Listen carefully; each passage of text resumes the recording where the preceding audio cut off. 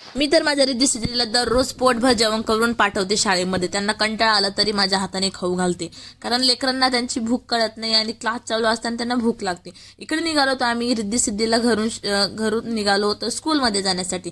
आणि माझ्या रिद्धी सिद्धी एवढा छान गप्पा मारताना मला दररोजचा टाइमपास झालाय. ती मला म्हणत होती, मम्मी तू ट्रायपॉड का बरं नाही घेतला. म्हटलं माझी मुलगीला हुशार झाली. इकडे माझा बघा कसा राडा होतो. शाळेत गेल्यावर रिद्धी सिद्धे मग चालू होते माझे घरातले कामं. म्हणलं पटकन आठवून आपले घरातले कामं आठवू. लगेच दिवस असा माळून जातो की कळत नाही. लगेच माझा रात्रीच्या स्वयंपाकाला सुरुवात केली होती आणि रिद्धी सिद्धीला मी अभ्यास करायला लावून दिलं होतं. आणि रिद्धी सिद्धीला आज खायचे होते साबुदाण्याचे वडे. त्यांनी आम्हाला सकाळी सांगून दिलं होतं तिने की मग मला जर रात्री साबुदाण्याचे वडे खायचे. तर मी लागली होती तिकडे साबुदाण्याचे वडे करायला. आणि माऊचूला तर दमच राहत नाही खाणं, की मम्मा कधी झाले माझ्या मागच उभा राहता. म्हटलं ठीक आहे होत आहे 10-15 मिनिटांमध्ये. इकडे मस्तपैकी एवढे छान झाले होते, कडक कडक आणि भारी लागत होते. आणि मी दही पण घेऊन आले होती.